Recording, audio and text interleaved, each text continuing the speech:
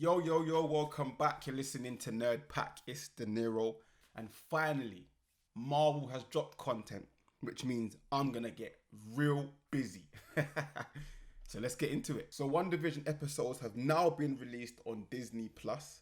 And what I'm going to do is go through all the Easter eggs that I noticed. And if I missed any, let me know in the comments. Straight away, black and white theme. I sense a 1960s vibe. I kind of feel like it may be taking reference from Bewitched. And to be honest, that makes sense because both female leads in both shows are witches. When Wanda makes that reference to wanting to fit in with her apron, it puzzles me because if you made this dimension, why would you be concerned about fitting in when everything around you should be working around you?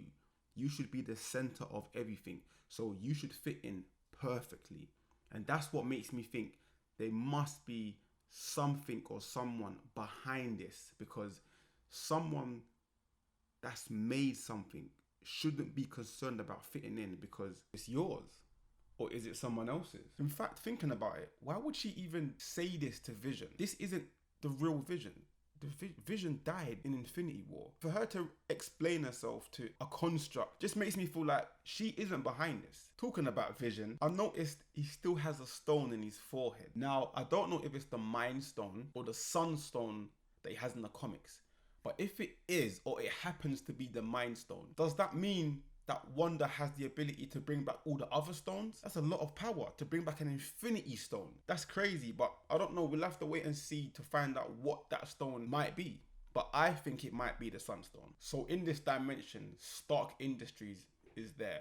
And that toaster advert, the toaster itself kind of looked like the head of Vision with the beeping light in the middle, kind of looked like a Mind Stone. And the front of the toaster does look like a face if you look at it closely. Now for me, when I hear Stark Industries, I'm thinking Iron Man and Tony Stark. And if Wanda can bring back Vision, Wanda must have the power to bring back Tony Stark. And if Tony Stark's back, that means Iron Man's back in the MCU.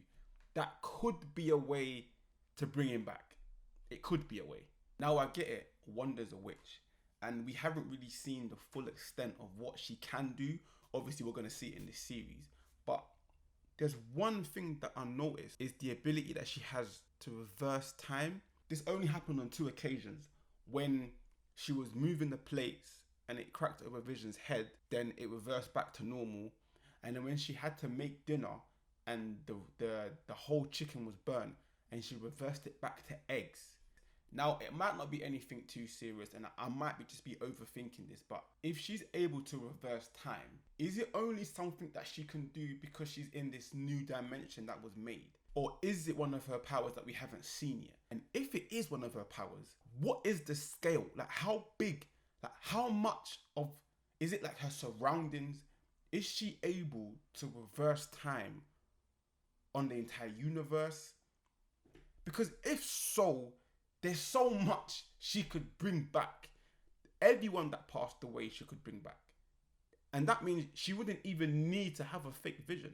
She could actually bring back the real Vision. But then bringing back Vision means bringing back Thanos. In fact, that means bringing back all the villains from all the previous MCU movies. Can she only use that ability when she's in her dimension? Another thing I saw, it's really quick. You have to sort of freeze frame it. When Wanda's now serving everyone their food and the wine's being poured, I saw, I don't know how to pronounce it, please. Mason Duperis, Mepris, sorry. it's on a wine bottle and there's a massive like M, or like an M on the neck of the bottle. Now, I know that stands for House of Contempt, and House of Contempt is related to House of M, which is in the comics.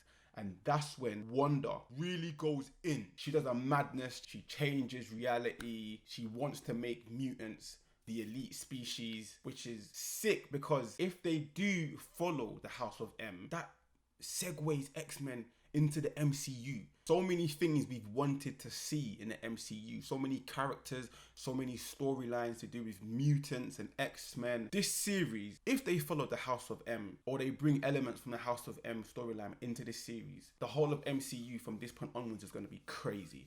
It's going to be so sick. The dinner table scene was quite strange. When they were talking about where they came from and when they got married, and they were both puzzled, both Wanda and Vision, it just makes me feel like she definitely hasn't got everything straight, which means she was put into this dimension. I don't think she made this dimension, because why would you not have your story straight?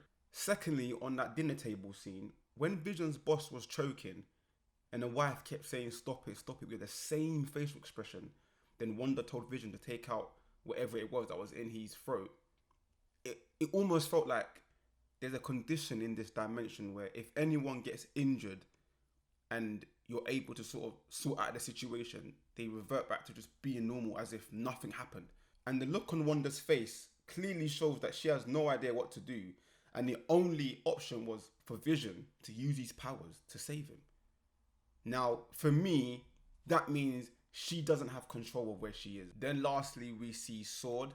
They are the space counterpart of S.H.I.E.L.D., and they mainly deal with any cosmic or any alien threats against Earth. And in this scene, as the camera zooms out, we see the only way that SWORD can keep track of what Wanda and Vision are doing is actually by watching their show.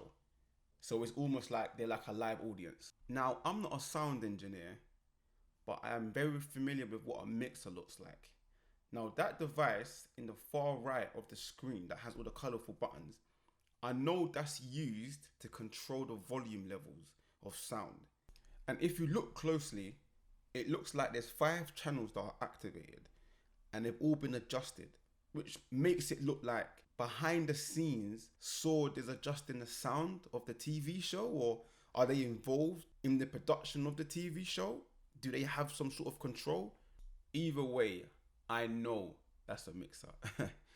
So thank you so much, guys, for watching my video. Like I said before, if I've missed any Easter eggs or you've got your own theories, let me know in the comments below. Smash that notification bell so you can always get updates on my videos. Like, comment and subscribe. And like I always say, follow the pack. And I'll see you next video.